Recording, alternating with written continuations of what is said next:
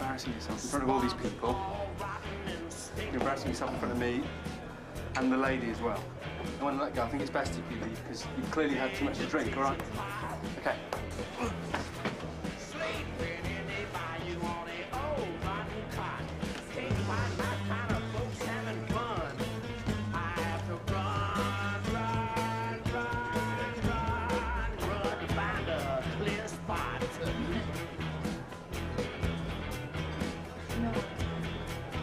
Cage shattered down on this sun-baked ground.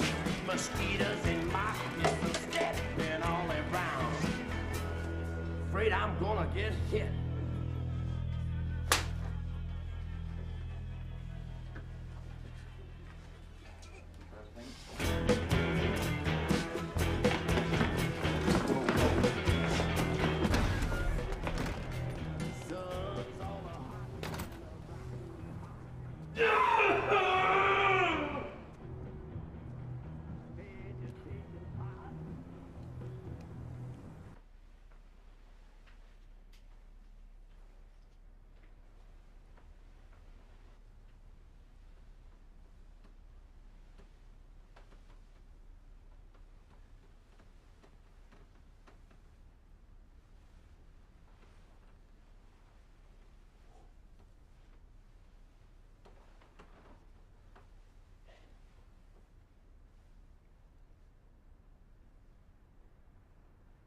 Hey, Dad. What? What are you doing? Arthur, what is it? What's wrong? Nothing's wrong. I just feel like we've never done anything like this before.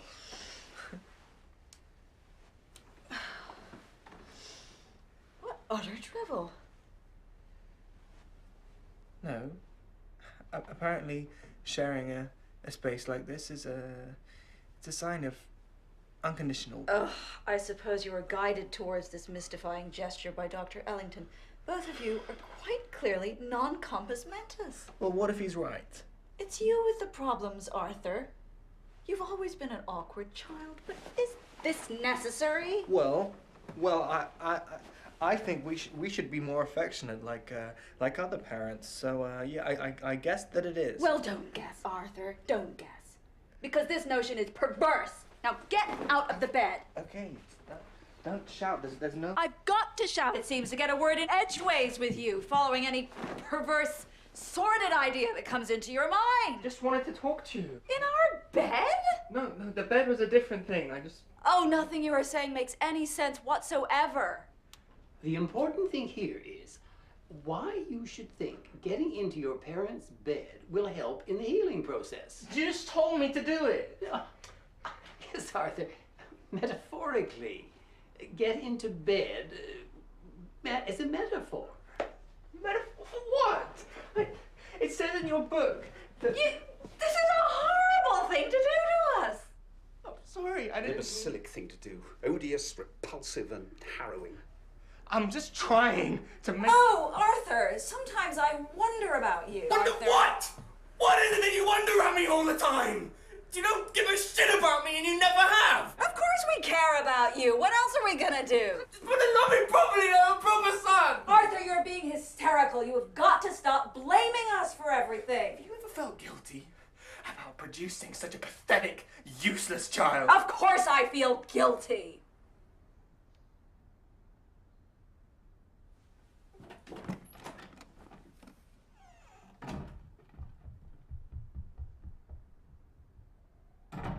I don't feel that went as well as it could.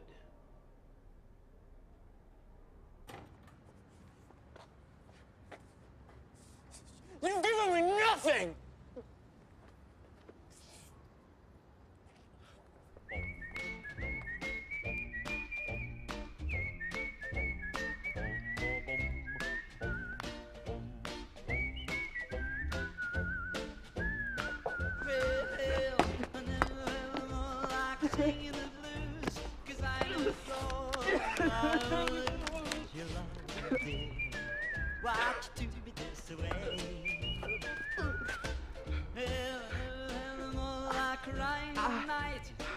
Mommy, when I die? Is it forever and ever and ever and ever? Uh-huh, dear. Now go to sleep.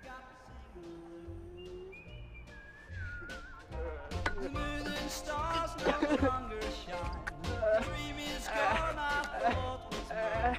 There's nothing left for me to do but cry over you. My mum made me feel like trash. Always belittling me.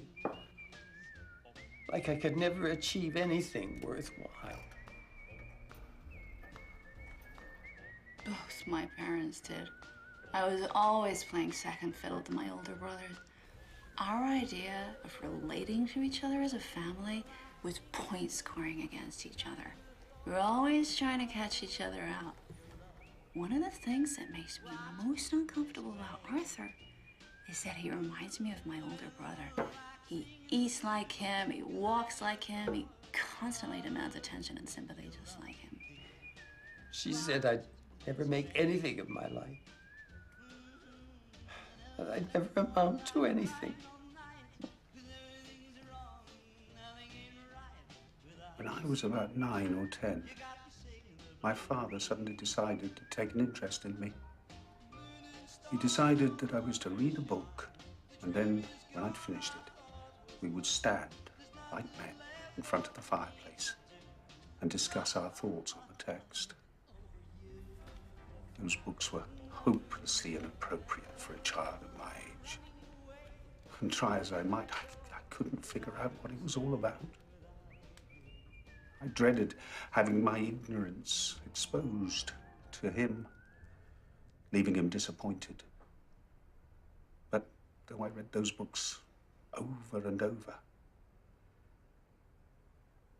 humiliation beckoned.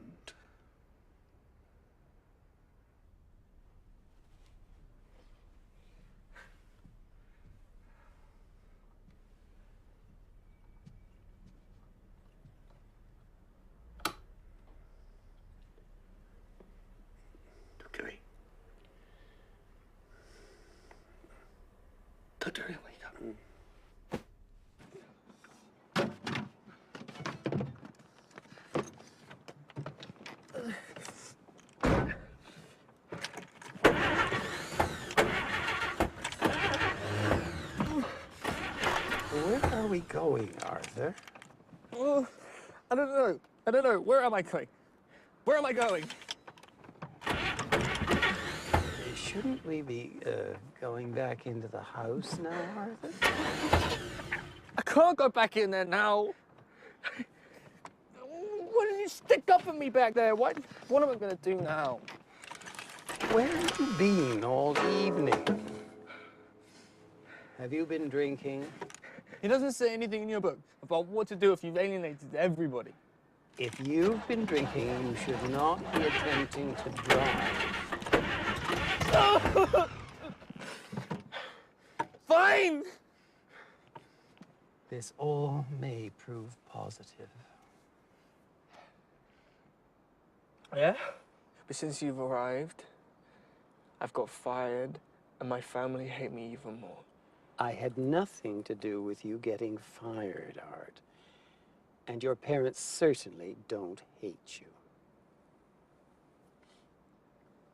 Well, you haven't helped me at all. Well, maybe I can't. But you know how many people I have helped? There's a chapter of it in your book.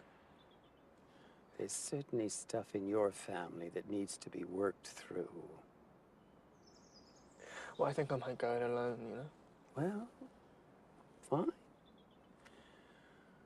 That's all we are, eventually. Alone. If one can learn to accept that, you might be able to go through life without being so disappointed in everyone. Just try to be systematic in your approach.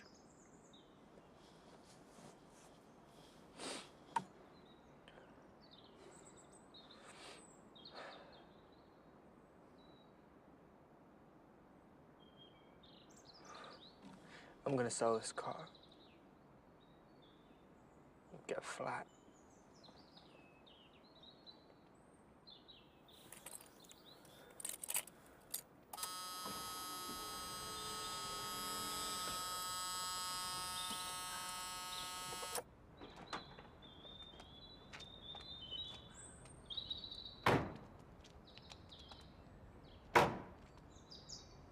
Going back to Canada, then? Yes. Probably.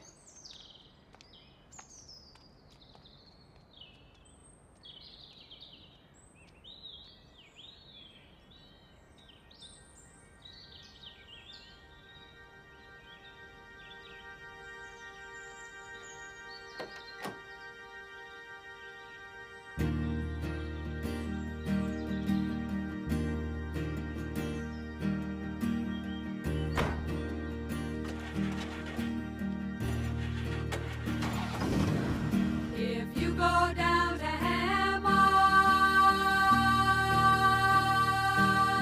you'll never come back. In my opinion, you're on the wrong track. We'll always love you, but that's not the point.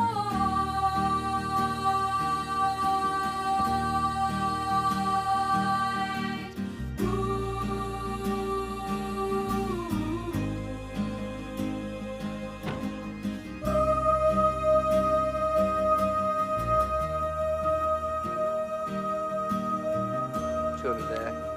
That's all I got. You So go it's good. with It's that fine. fella. Okay, all right, well, you know, yeah. Forget about us. As far as I am concerned, that would be just throwing yourself away, not even trying.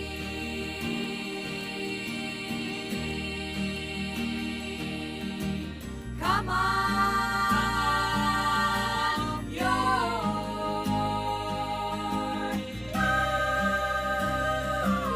lying to me.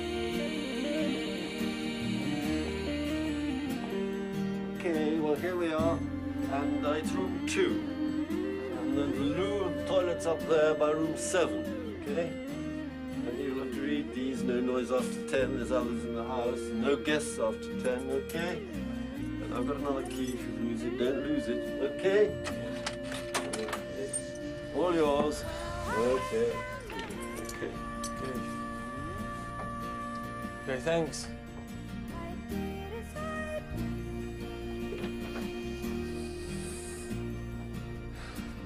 I ain't the only one who's got this only one, not the only one. Why don't you face the facts? Yeah, well, not exactly full circle, but you know what I mean. I just feel like I want to help people. That's great that you're thinking about others, but, I mean, not at the expense of, well, you know. Yeah, I'm trying really hard not to focus so much on myself. And I'd really like to try this again. I thought you would approve. Well, yeah, but the point is, I like this job. It suits me. I'm good at it. And frankly, I don't think you're cut out for this kind of work. I mean, I'm sorry if it sounds cruel, but... Yeah, I know. Just another destitute child of Thatcher's Britain, good for nothing.